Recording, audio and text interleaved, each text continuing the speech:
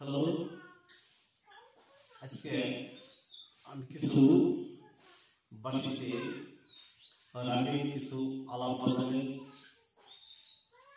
আজকে আমি কিছু ভিডিও দেব। আমার চ্যানেলের নাম বিল্লাল মিউজিক সেন্টার, আমার ইউটিউবের নাম বিল্লাল মিউজিক সেন্টার, আর আমার আরেকটা চ্যানেল আছে বিল্লাল ওকে মিউজিক চ্যানেল। এটা ফেসবুক।